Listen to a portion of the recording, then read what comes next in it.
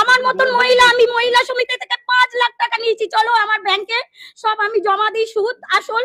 কি অবস্থা হচ্ছে, আমার স্বামী ভ্যান চালায়, আমরা এইভাবে মাছি, তাহলে আমাদের বাচ্চা কাচ্চা সব আছে, তাহলে আমরা কি করে খাবো, কি করে করব?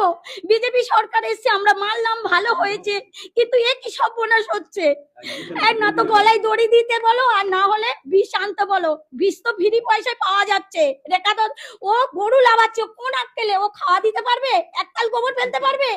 ও 1 লাখ টাকা করে পাবে, আমরা কি পাবো? আমরা কি স্বামীকে খাওয়াবো? আমরা কি স্বামীকে খাওয়াবো? আমরা বাচ্চা কাচ্চাকে কি খাওয়াবো? ও তো বাচ্চাকে হোস্টেলে দিয়ে মানুষ করাবে, আর আমরা কি দিয়ে মানুষ করাবো?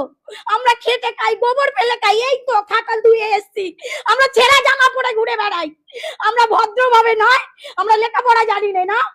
ও কি ও তাদের সরকারকে বলো আমাদের এবারটা মুকুব করে দিতে বলো। আমার 5 লাখ টাকা লোন নেওয়া, সব মহিলারা এসছে আমার বাড়িতে, এসে বলছে লোন শোধ করো। আমি কি করে করব? চলো আমার বাড়িতে, কি অবস্থা, আমি কি করব আমি ভেবে পাচ্ছি না। আমার স্বামী রাগে চলে ভ্যান নিয়ে বার হয়েছে বলে আমি কাটালে ঢুকবো না। কি করব, আমার গরুগুলো খাওয়া দিতে পারি না,